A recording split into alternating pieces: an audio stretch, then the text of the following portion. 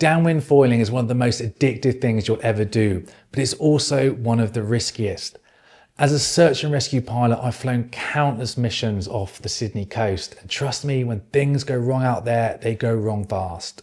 Today, I'm sharing my brutally honest safety lessons that I've learned, not just from rescuing others, but from my own downwind journey in the ocean.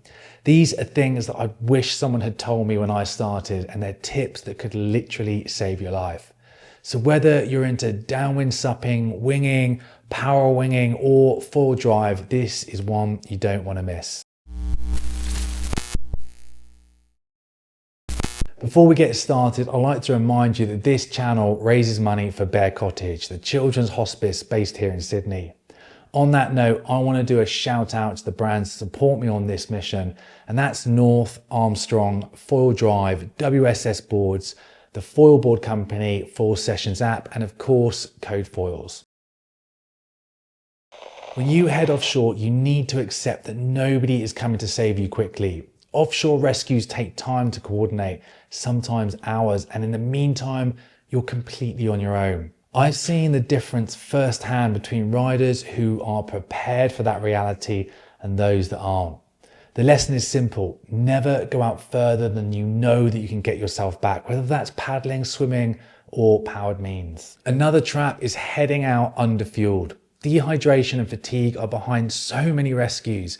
I've seen strong riders lose focus, make poor decisions, and run out of energy simply because they didn't eat or drink enough beforehand.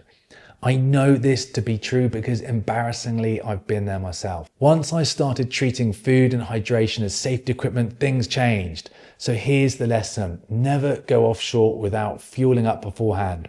Cramps are a killer in this game, so get some electrolytes loaded. Bananas, nuts, trail mix, and of course, plenty of water. Basic fitness is another foundation piece, and I've watched skilled riders fall apart halfway through runs because they weren't physically ready. Whether that's injuries, lack of conditioning, or just not enough training meant they couldn't finish the run safely. What became clear to me is that skill on its own isn't enough. The lesson: be honest with yourself. If you're not feeling 100%, you're carrying an injury, or you've not been putting enough time with the gear, then just don't go offshore. And finally, and one that resonates with me, is that don't let crew pressure dictate your choices. Yes, the atmosphere in the shuttle can be infectious. Everyone's hyped, the conditions look incredible, and it feels impossible sometimes to say no. But I've seen riders pushed into runs far beyond their capability just because they didn't want to be the odd one out. The reality of it is you can always pull out. Sit on the beach or wait for the crew to come back. Always give yourself an out. What I used to do is be the one to drive from the start point so that I had all my gear in the car so I could change or indeed not go. It's better to miss one run than need a rescue. The first essential is a PFD. Skipping this one might feel easier, but it's reckless. I've seen too many cases where that extra flotation is the difference between somebody hanging on and someone in real danger. The solution: invest in a low profile PFD made specifically for our sport. Personally, I love the Vycobi Ocean Racing Jacket and I highly recommend it. It's the most common PFD I see downwinders use, and for good reason, so make it part of every run. Next is your leash, and this is your lifeline. If you lose your board offshore, you are in serious trouble. Now, I've seen leashes snap and I've seen riders drift helplessly without them. My approach is simple: buy a quality leash from a brand that builds them specifically for foiling, and inspect it regularly and replace it regularly. Don't cut corners here. A phone in a waterproof case is another non-negotiable. Too many leave it behind thinking they'll never need it, but I've used mine and I've seen others use theirs too. The trick is to keep it tucked away but accessible. And a top tip: put your emergency contact on speed dial or in your favorites, because scrolling through menus in the middle of the ocean is nearly impossible. Preparation also happens on the land. I keep a robust first aid kit in my car, and I've used it countless times, not just for myself, but for others too. Mine includes gear for decuts, ways to stop bleeding, immobilization, basic anti-inflammatory, and some pain relief. For our sport also, a tourniquet in particular can save a life, and it barely takes up any space. If you want me to do a full breakdown of what I carry, then just let me know in the comments below. And finally, always tell someone where you're going and when you're going to be back. This might seem obvious, but I can't tell you how often it's overlooked.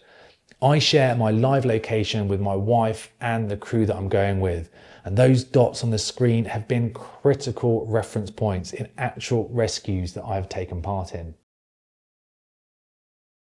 Beyond the basics, there are layers of safety that make a huge difference, and one of the most effective is a wearable first aid kit. I worked with the floorboard company to make a small pouch that fits onto my waist leash. It carries a tourniquet, gauze, and some electrical tape. The weight is negligible, but the value is massive. I've actually used the tape as a quick waterproof bandage to stop bleeding on 2 separate occasions. Communication is another big one, and pulling out a phone mid-run, as I've mentioned, isn't always practical, so I use my watch for calls. I've also got mates who use the Shock bone conducting headphones, which I highly recommend also. Both options work, and the lesson is to find a hands-free solution that fits your budget. Visibility offshore is often harder than you think. From a helicopter, for example, even in clear conditions, a foiler is really hard to find. You add wind spray, sea state, and you can vanish completely. Let's face it, those are exactly the conditions that downwinders crave. Sea dye changes everything. I've flown straight over people and only spotted them when they deploy dye. It's light, it's cheap, and it's incredibly effective. I never go without it. There's also the option of carrying either a PLB or an EPIRB. Now, personally, I don't, but these devices can and do save lives. Now, that being said, you do need to understand the limitations. Here in Australia, for example, a distress signal goes first to Canberra, where it gets interrogated. After some investigation, it then goes to the local authority before the assets are launched. This process can take hours. With that in mind, for us here in Sydney, a direct call to marine rescue from the water is almost always faster.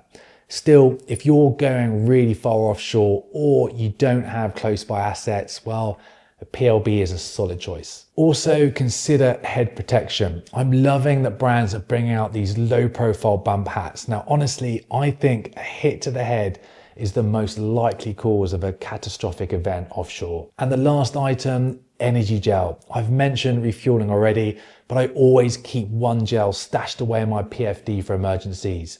When your body is running low on fumes, that single packet can be the difference between crawling home or not making it at all. Every trap I've described, every lesson comes from either rescues I've flown or the mistakes I've made myself. So please take them seriously. If you'd like a full breakdown of the first aid kit I carry on myself or in my car, well, drop them in the comment below. Please remember to share this video with your crew before your next run.